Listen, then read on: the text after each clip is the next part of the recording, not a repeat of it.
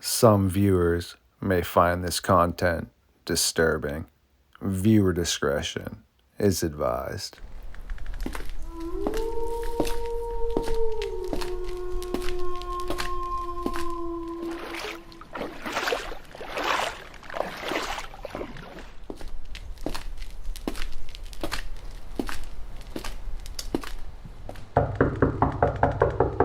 Harley Owens from Bigfoot Reports and Data. Yes, also a member of the North American Dogman Project. Just like I. This must mean it is time for the NADP to figure out what is going on with the Dogman.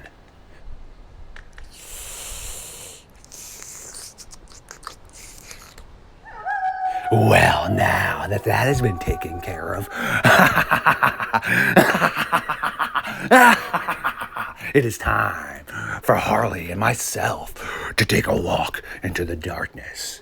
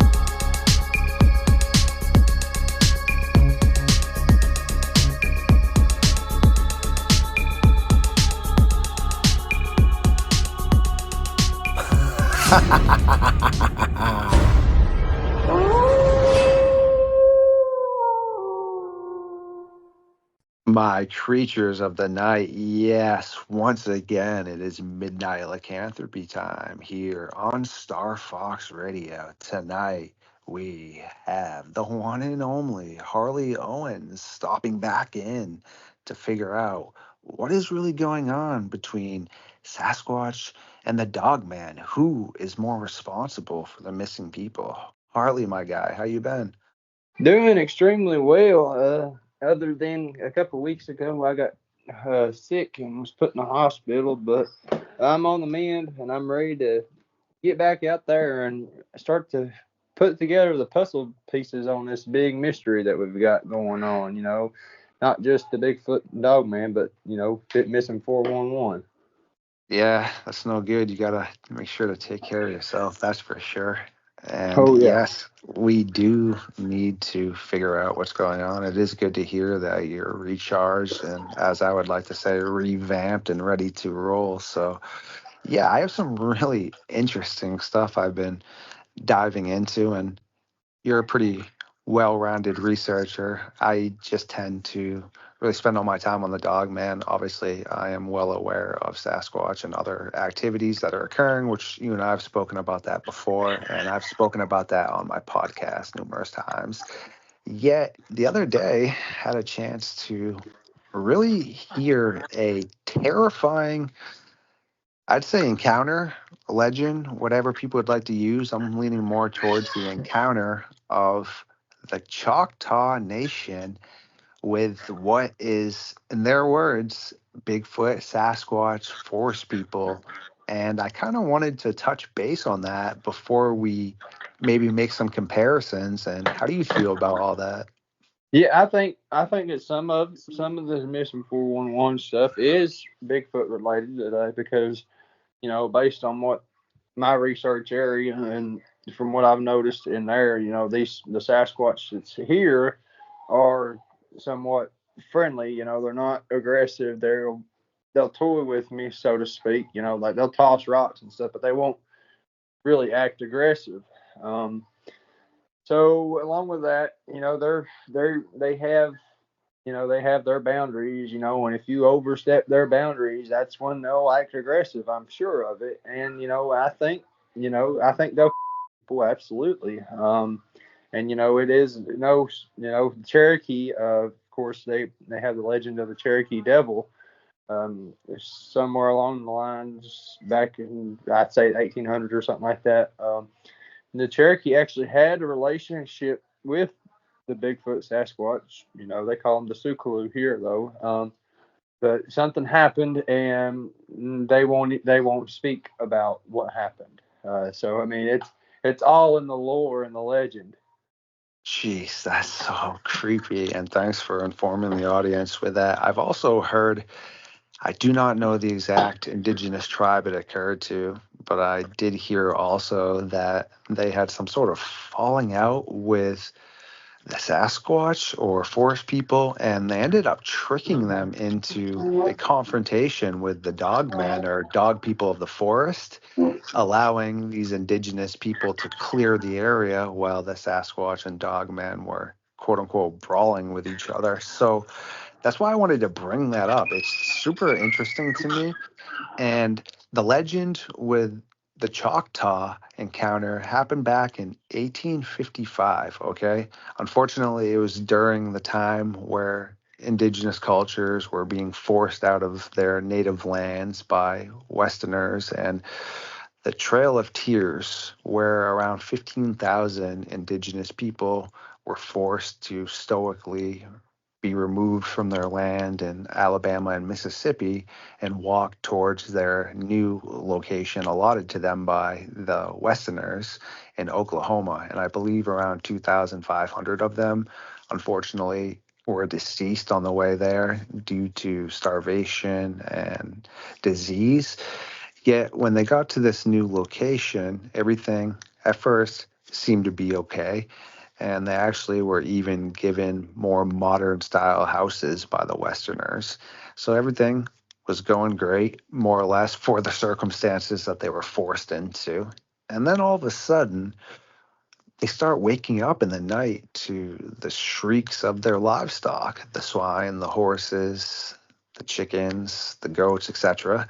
They would run out, and the mysterious culprit would be nowhere in sight, yet their livestock would be gone. So the Choctaw started to set up nightly groups to go around and basically be security for the area. And again, by the time they would hear the shrieks of the animal and get there, it's too late. They, unfortunately, well, it turned a little bit darker. And then no longer became the livestock. It then started to become women and children in the middle of the night, the shrieks. They would get there, and unfortunately, the women or the children would no longer be with their families, and the culprit would be gone. So the Choctaw, their leader, and the rest of the individuals were not very pleased by this. And they called in a man that had, I believe, 6 sons that were terrors on the horse. They were trained really well and no fear at all. And they all came in and were going to try to look for their loved ones. And they were traveling for miles and miles and miles and miles. And starting to get a little bit discouraged. And then their leader was like, no, trust me, I feel it. They're right around ahead. And he picked up the binoculars and boom, darted off on his horse. Rest of them didn't know what he saw, so they all start darting after him. They come to an area of dense forest where it just smelled so bad, they said. Just absolutely reeked of just dirtiness, decay. And the horses were flipping out, not wanting to go in there. Only a couple of the horses actually went in. The 6 men and their father's horse, and then also the leader of the Choctaw's horse.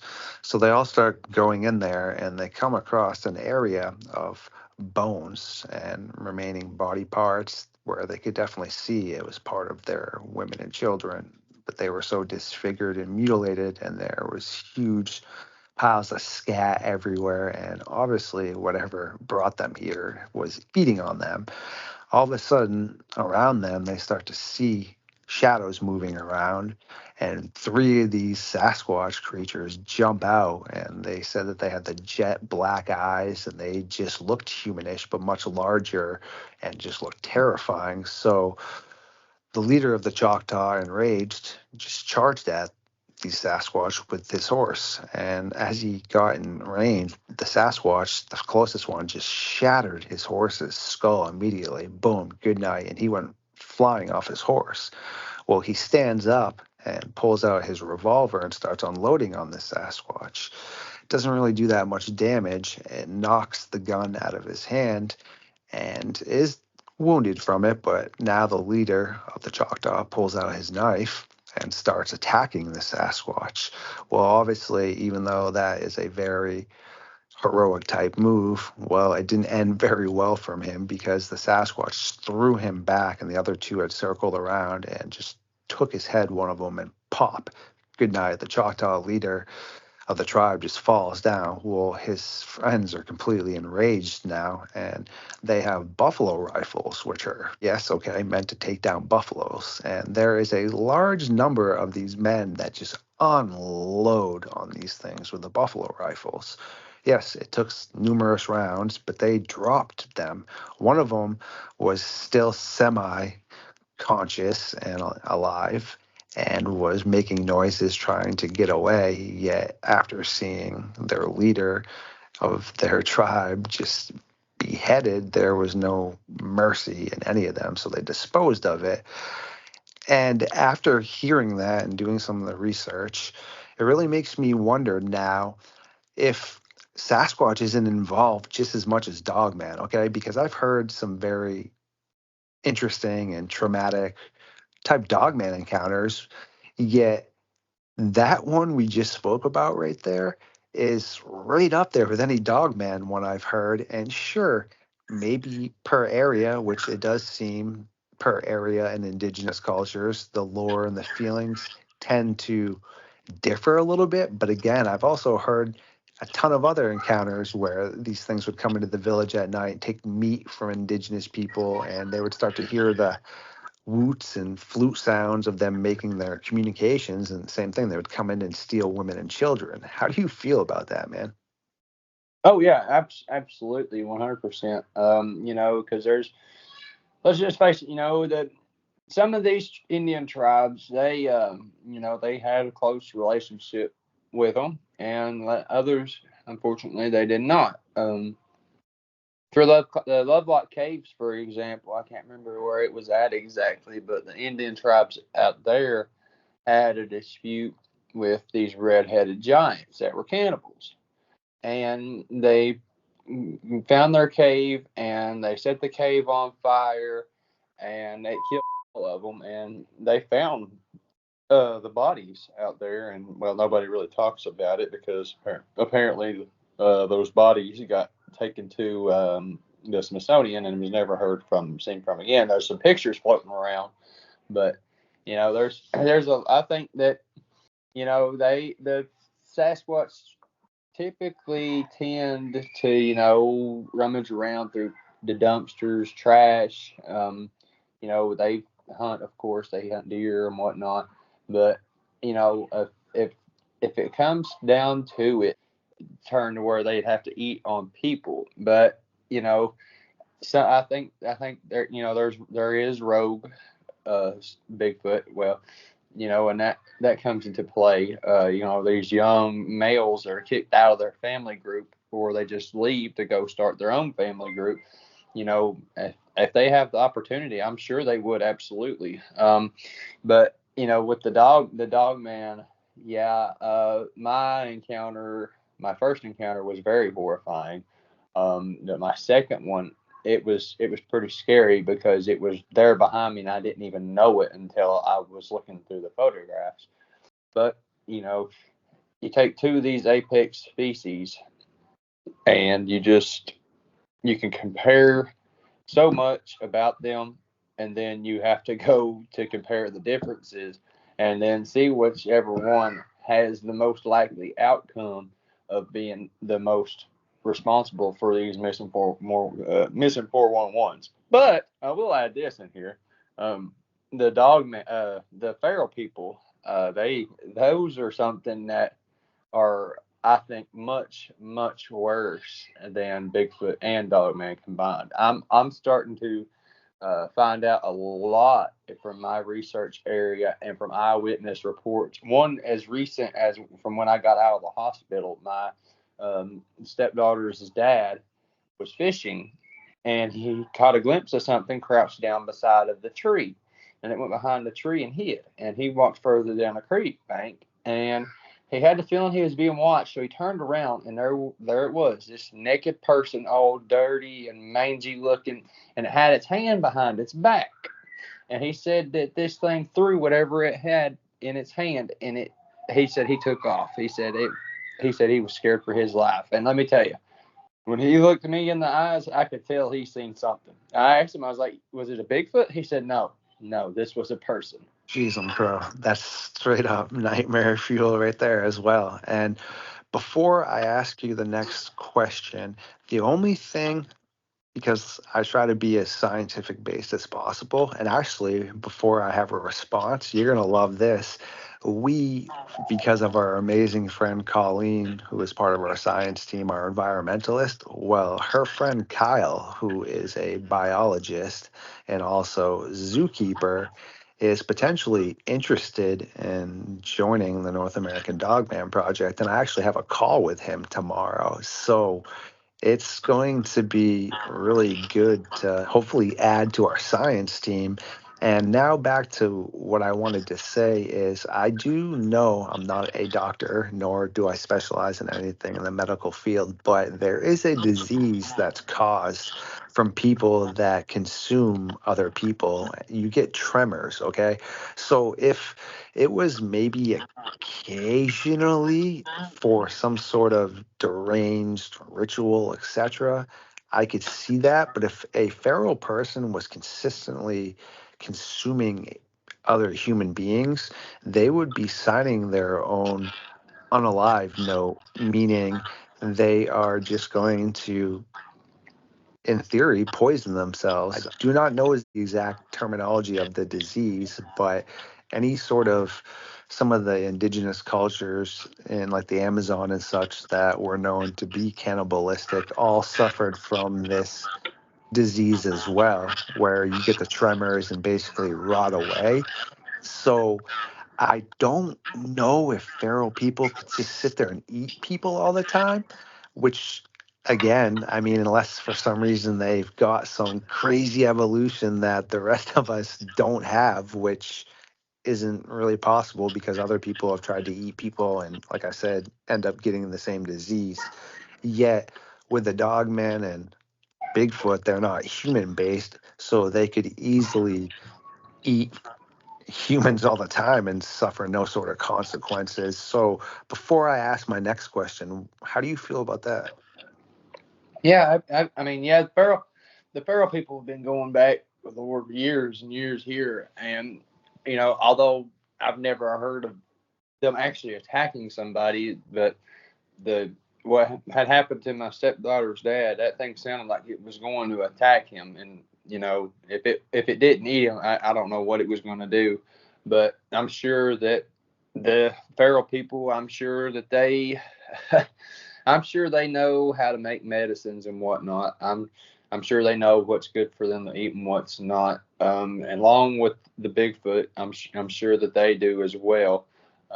So it's really hard to say for certain.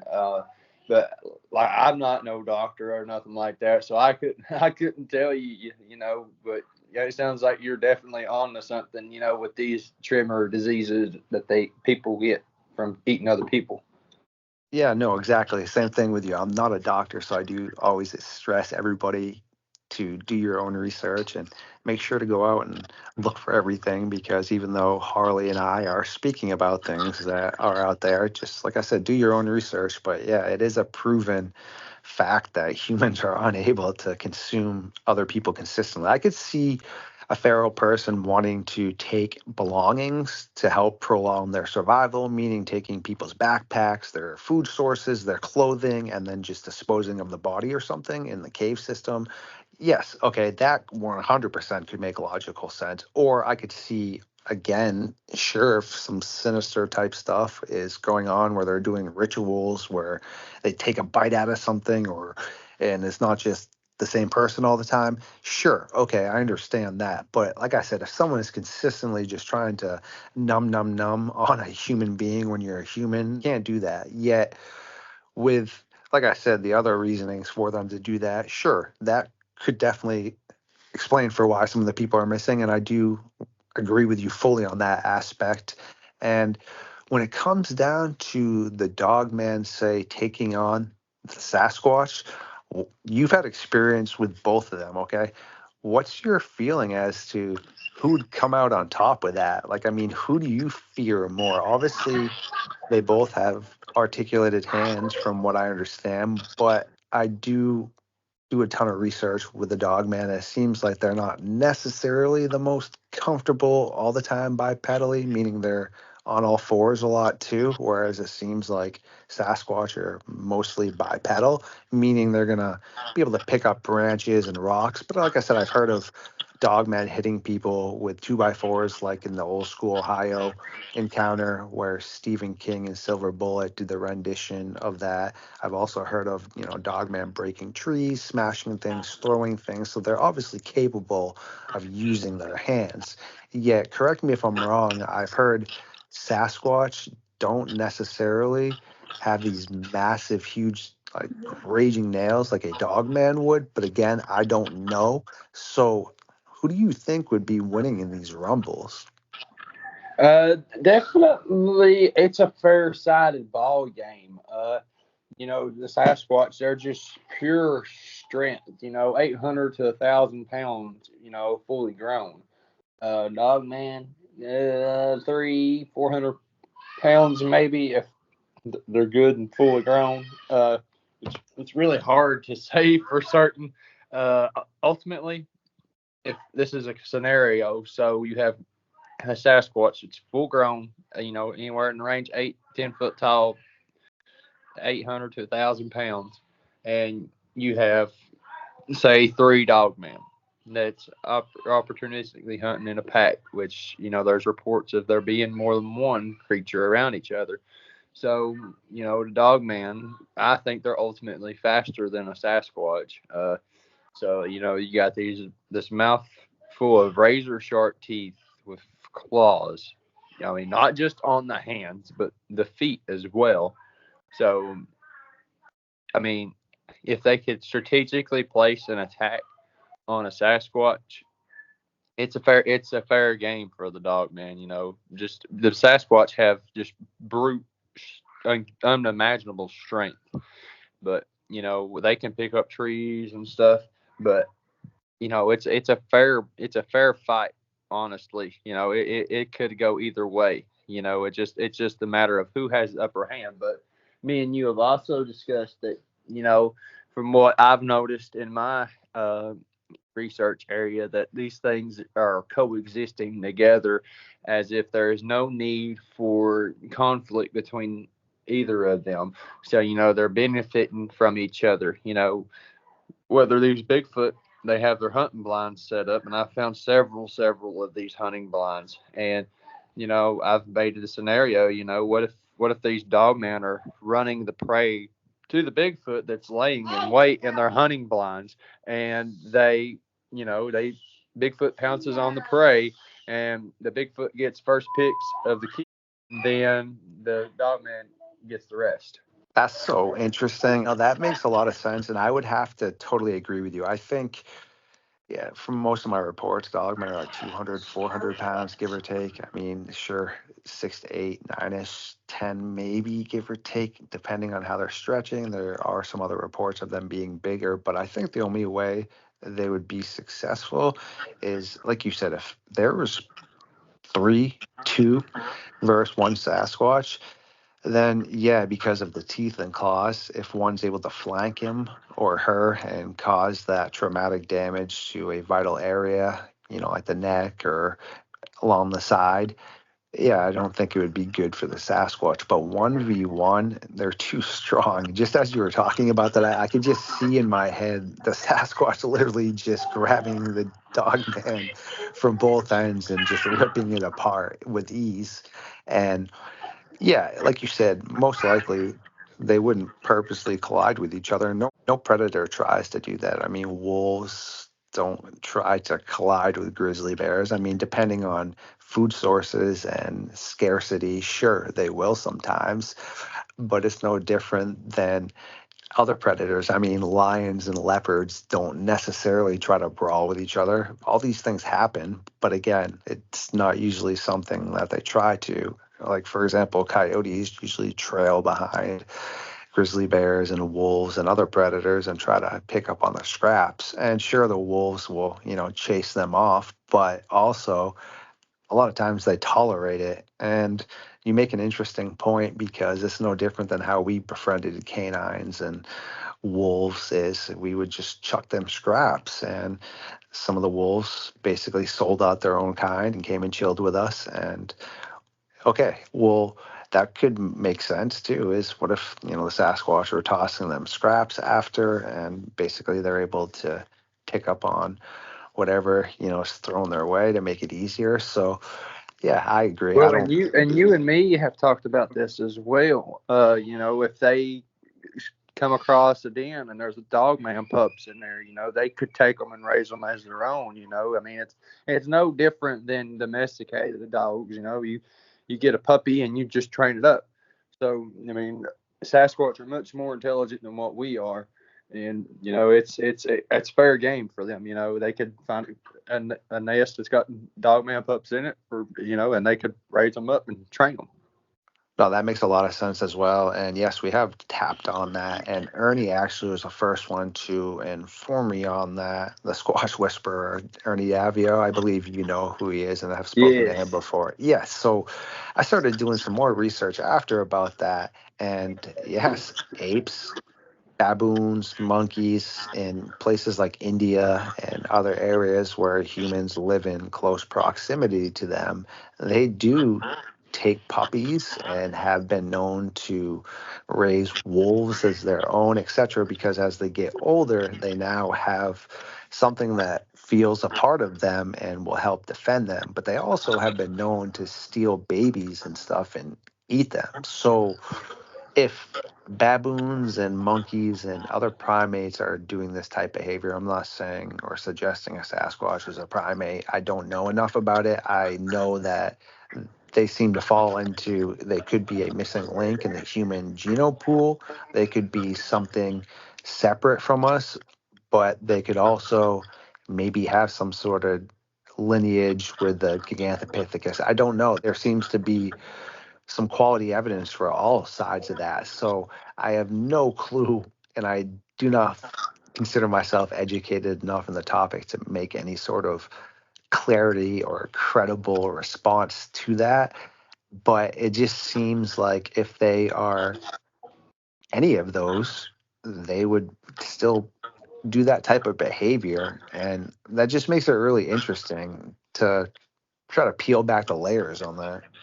Yeah, absolutely it does. And I mean, you could go and you can look on, the Sasquatch Genome Project, but there is a lot of debate behind that. But I firmly believe that the Sasquatch Genome Project is legit. Because I take a lot of my research after Scott Carpenter. He passed away in August of last year. And I kind of picked up the torch for him, so to speak. And I personally think that these the Bigfoot, they're a lot closer to us than what we could possibly imagine, but because the mitochondrial DNA of a Bigfoot is a human mother and the nuclear DNA is something completely unknown to science. But to my knowledge, I think they're working on a Dogman genome. I'm not 100% sure on that. You may be able to validate that, but I think they are. Super excellent stuff right there, my friend. I appreciate that. And preach. And yes, I believe her name is Ketchum. But the only thing, again, with DNA and such, and I've heard that's going to be behind a paywall, which is kind of what? Meaning you have to pay to access the information and all this such. And I'm not really about that stuff. If they or whoever claims they have Dogman DNA, you should probably present that as you do have it, meaning show us. You shouldn't hide that behind a paywall. Obviously, you're a successful DNA specialist, so you don't need the funding from people to not provide the information because you've already done it before. So it will be interesting, I guess, to see how that all unfolds because if it's behind a paywall, I'm definitely not paying a penny to see that information. And also, when it comes to DNA, though, again, I'm not a DNA specialist, but when I do speak to people of my science team and listen to others speak, it's really not as necessarily spot on as possible because it has to start from a beginning point, meaning if you, myself, and a few other people say we're DNA specialists and we are given a sample and we all start the beginning layer differently, meaning say it's a Sasquatch sample and you look at it as more hominoid or a missing link between humans, and I maybe think it's more apish, and somebody else thinks it's maybe more extraterrestrial, etc. Well, we're all starting now at the beginning with a different starting point, and the potential render of the DNA could come out differently for all of us, if that makes sense. Meaning, I don't know, DNA is great, but from people like I said that I've spoke to and such, there is some loopholes in it, and it's really not as spot on as we'd like to think it is. Oh yeah, absolutely, 100%. I ain't no gene expert or nothing like that, but I've been starting to look into it a lot more. And yeah, human contamination can fall into a effect of after so long. Uh, so like say a sample gets contaminated, and then they run these other samples, and it's hard to go back and rerun tests if they have to. But I will say this for certain, and this is on every Sasquatch hair sample, is there is no medulla in their hair. It's a tissue that's inside of the hairs, and they lack a medulla. So, and this goes down the supernatural rabbit hole, of course. So, when people talk about the Bigfoot cloaking, that kind of falls into that category because the hairs, they kind of react differently to the light. It's like they're on a different spectrum, so to speak, which that goes into the electromagnetic field and the spectrum and all that stuff. And it's really interesting to look into, but you go way, way down the rabbit hole. Yes, no, for sure. There is a big rabbit hole, and that's where I feel I stand with the Dogman right now, is that I'm so deep down in the rabbit hole with quality information. Every time I move, there is just miraculous stuff falling all around. And before we actually let you get going, there is a case that was covered on Monster Quest, which you must have heard of as well. There was a remote cabin in Canada that was ransacked, and they thought maybe it could have been kids, but it was really remote. And also, a bear expert came in, and it didn't show signs of it being a bear. They had it all renovated, and they ended up putting down these 2x4s with screws through them, and there was a massive bloody footprint. And Jeff Meldrum and his squad went up there, and like I said, it was covered on Monster Quest by Doug Highcheck. And they were able to get DNA from the bloody footprint. But here's the thing, like I wanted to say about DNA is it was only, I believe, keep in mind this is like 20 years ago, but I think it was only one person that did the DNA study. And when it came back, it had chimpanzee DNA supposedly in it, which, okay, either way, what is a chimpanzee doing in northern Canada? But also, that to me means whoever was approaching the DNA sample was coming at it more from the primate side, because how else do you come up with that sample of chimpanzee unless it was a chimpanzee up there, or like I said, DNA isn't as stable as we'd like to think. Exactly right. And from where I stand on it, I think that it's really hard to kind of put this into a perspective, but the Bigfoot world, they want people to see this as something that it's not. They want people to see it as a ape and not as something that is practically our cousin, so to speak. They want people to see this as a gorilla or a chimpanzee. How in the world did they get chimpanzee DNA in Canada? And I encourage people to keep an open mind. These things are more than an ape, and just keep an open mind whenever you're thinking about the Bigfoot, Sasquatch, whatever y'all call them, because they're not just some ape. And literally is what I try to say about the Dogman, because same thing in that community. Everybody is always trying to press that it has to be canine. And I've stated so many times on a ton of my podcasts, other people's podcasts, that hyenas, bears, dire wolves, baboons are not canines, and yet they all potentially fall into line as to what a lot of people are seeing. So that would defer that it does not have to be canine. Definitely super interesting. And again, great conversation tonight, man. I appreciate you popping on and spending some time with us, man.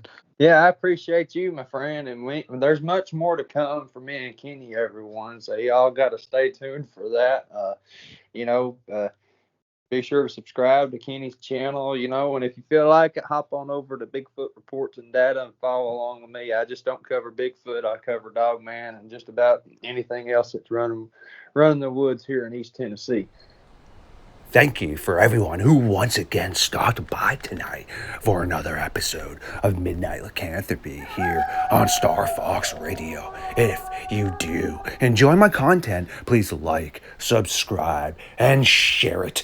Feed the algorithm, and I will see you on the next one.